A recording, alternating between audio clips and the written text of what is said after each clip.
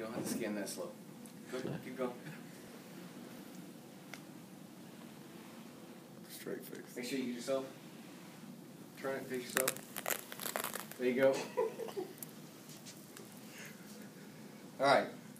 How many of y'all are sick and tired of current medicine and how they constantly treat nothing but your symptoms and never get to the root cause? You know, you constantly get these pills that have a list about this long on what it fixes and a laundry list about this long on what the hell it's going to do wrong to your body after you take them. You know, what can you do about it? Well, you can use Reiki. Why would you take Reiki? Because it's a natural healing modality that treats on all levels, physical, emotional, and spiritual level. So, my name's Joey. I'm a Reiki master.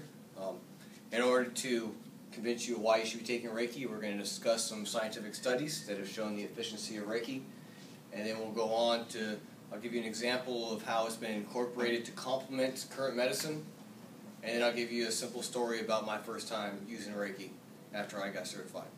So let's start with the meat and potatoes. We'll start with the scientific studies. There was a study conducted by Crockford, Lever, and Mahoney. Basically, the study was done on cognitive impairment and mild cases of Alzheimer's disease. They picked 24 people. 12 of them were a control group that didn't get tested. The other 12 actually received Reiki. And they were tested at the beginning of the testing and at the end. It was a 4-week testing where they gave Reiki treatments for 1 hour once a week on each of the 12. The conclusion of the test showed that Reiki actually decreased the effects of Alzheimer's and actually increased their mental acuity. So it showed through the study that it was very effective at helping people with their cognitive abilities and slowing down the Alzheimer's. Our second study was conducted by Shore. It was geared towards depression and stress. They picked 40 people, split them up in 3 different groups. You had one group that actually got hands-on Reiki, a second group that did distant healing. Basically, the practitioner would be at home, the other person would be at their house, and they would send them energy across the waves to heal the person. And then a third group who got absolutely nothing but thought they were receiving Reiki, so that was the placebo group. This test went on for a 6-week time frame, trying to determine if Reiki would lower people's stress and depression levels. They received treatment for about 1 hour each week for the 6 weeks. At the conclusion of that, they tested each for the depression and stress again. All the people that received Reiki, it showed significant drops in stress level and depression. And the ones who did not show Reiki either maintained or actually got worse. Okay, to top it off, they did a follow-up a year later on all test subjects with no additional treatments, no more Reiki, no nothing. And all the people that received Reiki, they either stayed the same or they actually improved without getting any additional treatments at all. So the initial one basically treated the depression and stress and it maintained. It didn't just go away all of a sudden. So that's why they tested a year later to make sure that it was something that would continue and not just go away. The people who didn't receive the Reiki actually showed that they got worse over the time frame. Next, I'm going to talk to you about how it's incorporated into modern medicine. A study conducted by Deckard and Geske on a cancer patient. She was a 56-year-old named Martha. She was diagnosed with breast cancer. So like most people, she went through the standard treatments, going and getting the cocktail of drugs, the chemotherapy and everything else. And of course, like most people, she was down and out, really couldn't do a whole lot. You know, the body was all messed up from all the chemo. You know, like they say, once you get into the treatment plan, the cancer don't kill you, the chemo's going to kill you.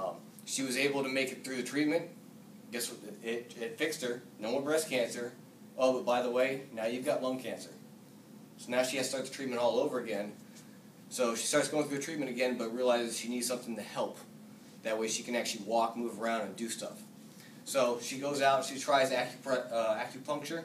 She couldn't handle the needles. The needles she couldn't do it. So then she tried doing massage therapy. Massage therapy was very relaxing, but it did nothing for her pain. She still couldn't walk, she couldn't do anything. So she finally did Reiki, and after one treatment of about an hour, she was able to start moving around and walking again. She continued the treatments in conjunction with her chemo, and it slowly reduced the amount of drugs she had to take, and also improved her mobility and able to actually start living a healthier life again.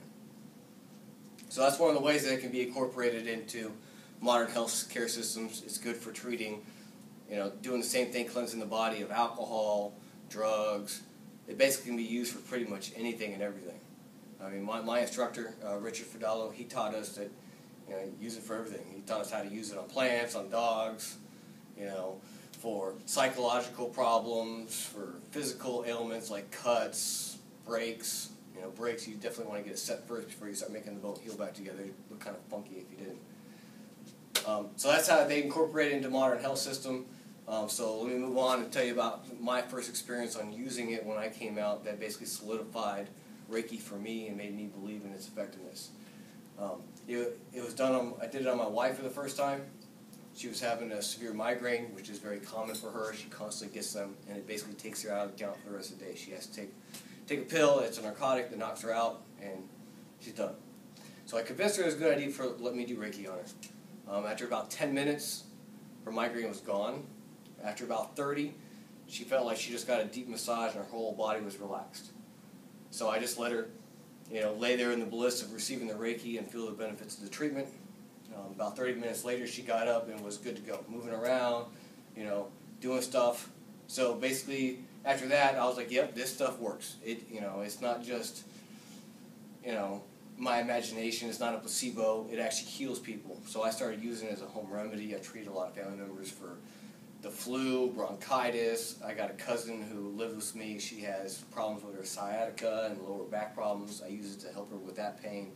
My sister has insomnia. I help treat insomnia using it.